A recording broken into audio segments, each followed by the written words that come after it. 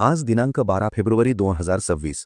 हिंदू पंचांगाच्या अनुसार 12 फेब्रुवारी 2026ला फाल्गुन पूर्णिमांत माघ अमांत महिन्याच्या कृष्ण पक्षाची दशमी तिथी आहे. तर मित्रांनो, चला आजच्या महत्त्वपूर्ण 30 ठळक बातम्या पाहूया. नमो शेतकरी व पीएम किसान योजनेचे हप्ते एकूण 4,000 रुपये जमा. राज्यातील शेतकरी बांधवांसाठी आनंदाची बातमी म्हणजे नमो शेतकरी महासन्मान निधी योजनेचा 8वा हप्ता 2,000 रुपये आणि पीएम किसान योजनेचा 22वा हप्ता 2,000 रुपये लवकरच खात्यात जमा होणार आहेत. दोन्ही योजनांचे मिळून एकूण 4,000 रुपये थेट शेतकऱ्यांच्या बँक खात्यात जमा होतील. मात्र यासाठी ई-केवायसी आणि फार्म आयडी पूर्ण करणे बंधनकारक आहे. शेतकरी कर्जमाफीबाबत सरकारचा मोठा निर्णय. राज्य सरकारने खऱ्या व गरजू शेतकऱ्यांसाठी कर्जमाफी प्रक्रिया गतिमान केली आहे. 30 जून 2026 पर्यंत कर्जमाफी पूर्ण करण्याचा शासनाचा मानस आहे. यासाठी उच्चस्तरीय समिती स्थापन करण्यात आली असून 2 प्रपत्रांमध्ये माहिती गोळा करण्याचे काम सुरू आहे. शेतकऱ्यांनी आवश्यक कागदपत्रे वेळेत सादर करावीत असे आवाहन करण्यात आले आहे. कोरडवाहू शेतकऱ्यांसाठी 11,81,00,000चा निधी मंजूर. राज्यातील कोरडवाहू भागातील शेतकऱ्यांना दिलासा देण्यासाठी 11,81 कोटींचा निधी मंजूर करण्यात आला आहे. पाण्याअभावी उत्पादन घटणाऱ्या भागांमध्ये हा निधी सिंचन व पायाभूत सुविधांसाठी वापरला जाणार आहे. या निर्णयामुळे अनेक शेतकऱ्यांना आर्थिक स्थैर्य मिळण्याची अपेक्षा आहे. कृषी अनुदानात 10% कपात, 122 कोटी रुपयांचा प्रश्न. केंद्र सरकारकडून कृषी योजनांसाठी दिल्या जाणाऱ्या निधीत 10% तात्पुरती कपात करण्यात आल्याची माहिती समोर आली आहे. एकूण 122 कोटींच्या अनुदानातून काही रक्कम थांबवण्यात आली आहे. यामुळे विविध कृषी योजनांच्या अंमलबजावणीवर परिणाम होऊ शकतो आणि शेतकऱ्यांमध्ये नाराजीचे वातावरण आहे. कांद्याच्या दरात मोठी घसरण, शेतकरी संकटात. कांद्याचे दर घसरल्यामुळे शेतकऱ्यांचे मोठे नुकसान होत आहे. उत्पादन खर्चही निघत नसल्याने कांदा उत्पादक शेतकरी अडचणीत सापडले आहेत. येवला व इतर बाजार समित्यांमध्ये शेतकऱ्यांनी संताप व्यक्त केला आहे. दरवाढीची प्रतीक्षा शेतकरी करत असून शासनाकडून हस्तक्षेपाची मागणी होत आहे. सोयाबीन व तुरी दरातील घसरण. बाजार समिती उदगीर येथे सोयाबीनला सुमारे 5,450 रुपये दर मिळाला असला तरी अपेक्षित दर न मिळाल्याने शेतकरी नाराज आहेत. तूर व इतर पिकांच्या दरातही अस्थिरता दिसून येत आहे. खर्च वाढलेला असताना उत्पन्न कमी मिळत असल्याने शेतकऱ्यांवर आर्थिक ताण वाढला आहे. अतिवृष्टी अनुदानासाठी ई-केवायसी आवश्यक. जालना जिल्ह्यातील 28,039 शेतकऱ्यांचे 14 कोटी रुपयांचे अतिवृष्टी अनुदान ई-केवायसी अपूर्ण असल्याने रखडले आहे.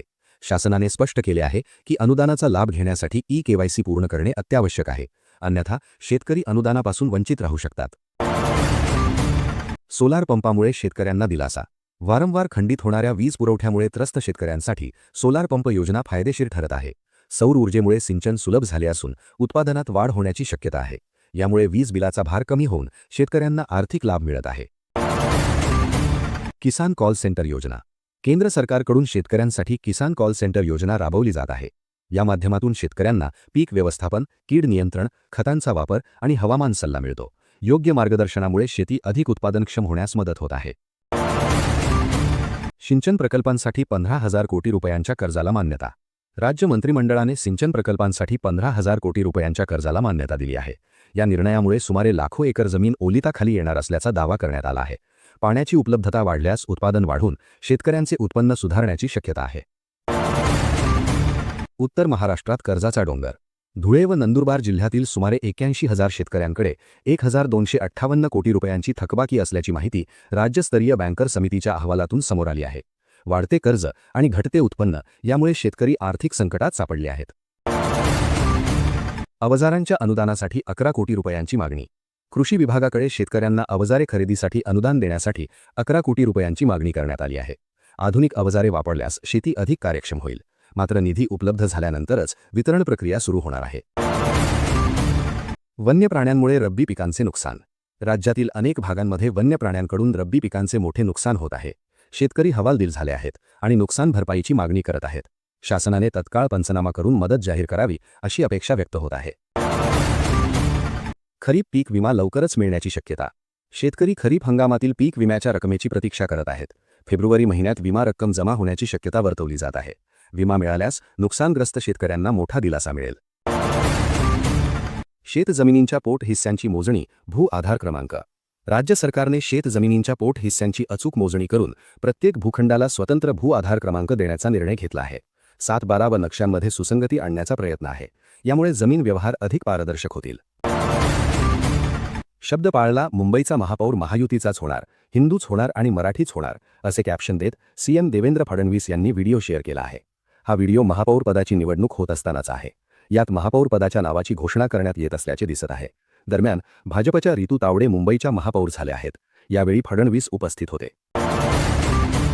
टाटा समूहाची दिग्गज कंपनी टायटनचे शेअर बुधवारी सुरुवातीच्या व्यवहारात तब्बल 2% वाढ नोंदवत रेकॉर्ड स्तरावर पोहोचले आहे. या शेअरची किंमत तब्बल 4,379 रुपयांवर पोहोचली आहे. हा या शेअरचा ऑल टाईम हाय आहे. डिसेंबर महिन्याचा तिमाही रिपोर्ट समोर आल्यानंतर या शेअरमध्ये वाढ नोंदवण्यात आली आहे. कंपनीने वार्षिक आधारावर तब्बल 61% नफा कमावला आहे. बॉलिवूड अभिनेता रणवीर सिंगला धमकी देणाऱ्यांना अटक करण्यात आली आहे. काही वेळा प्रसिद्धीसाठी अशा घटना समोर येतात, पण मुंबई पोलीस सक्षम असून यावर योग्य ती कारवाई करेल. तसेच ही धमकी खरंच बिश्नोई गँगने दिली होती का याचा तपास केला जाईल आणि यामागे कोणतीही गँग असो त्यांना त्यांची जागा दाखवली जाईल, असे मुख्यमंत्री देवेंद्र फडणवीस म्हणाले. दरम्यान रणवीरला बिश्नोई गँगकडून खंडणीसाठी धमकी देण्यात आली होती. IRCTCने प्रवाशांना मोठी आनंदाची बातमी दिली आहे. ऑनलाईन पुन्हा बुकिंग करण्यासाठी नवीन फीचर उपलब्ध झाले आहे. ज्यांचे पैसे कट होतात पण तिकीट बुक होत नाही यांच्या मदतीसाठी हे फीचर आहे. आता iPay गेटवे माध्यमातून ग्राहक त्याच दिवशी तिकीट पुन्हा बुक करण्यासाठी कट झालेल्या त्याच अमाऊंटचा पुन्हा वापर करू शकतात. पण दोन्ही ट्रान्झॅक्शनची रक्कम सारखी असणे गरजेचे आहे. नांदेडमधील मुखेड तालुक्यातील गावांना भूकंपाचे धक्के बसले आहेत. त्यामुळे गावकऱ्यांमध्ये भीतीचे वातावरण आहे. मुखेड तालुक्यातील जवळपास 8 गावांना भूकंपाचे धक्के बसल्याची माहिती समोर आली आहे. 3 रिश्टर स्केल तीव्रतेचे भूकंप गावांना बसल्याने नागरिक चिंतेत आहेत. देवेंद्र फडणवीस, एकनाथ शिंदे व स्वर्गीय उपमुख्यमंत्री अजित पवार यांच्या संकल्पनेने राष्ट्रप्रथम हा उपक्रम राज्यभरात आयोजित करण्यात आला होता. या उपक्रमात 2 कोटींपेक्षा जास्त विद्यार्थी, 6.5 लाखांपेक्षा जास्त शिक्षक तर 1 लाखांपेक्षा जास्त शाळांनी सहभाग नोंदवला होता. या रेकॉर्डची दखल वर्ल्ड बुक ऑफ रेकॉर्ड्स लंडनने घेतली आहे. त्याचे काही क्षण फडणवीसांनी शेअर केले. शिक्षकांनो, आता तयार रहा, कारण सरकारने सर्वात मोठी भरती जाहीर केली. उच्च व तंत्र शिक्षण मंत्री कांतकांत पाटील यांनी राज्यात 5,500 प्राध्यापक पदांसाठी भरती जाहीर केली.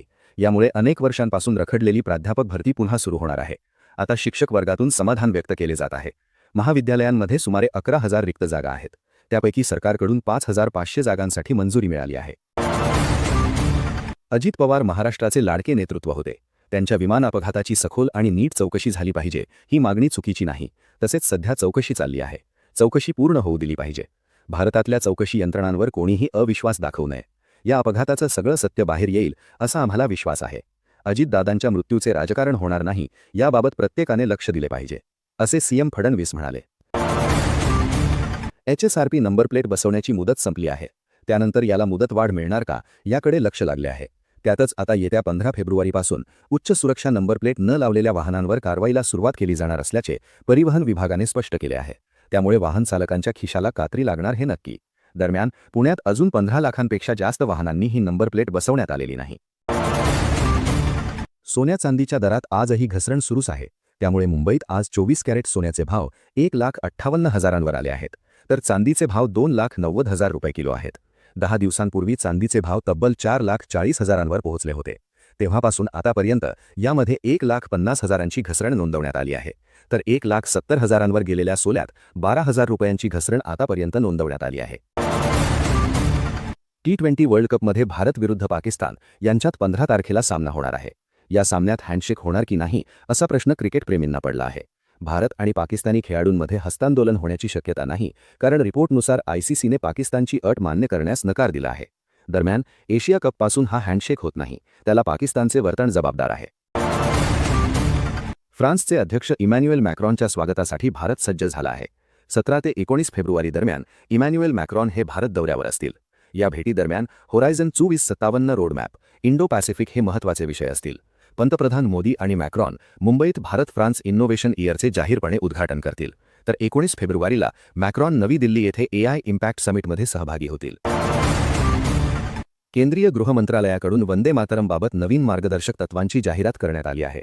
सरकारने अधिकृत प्रसंगी वंदे मातरमची 6 कडव्यांची आवृत्ती वाजवणे किंवा गाणे बंधनकारक केले आहे.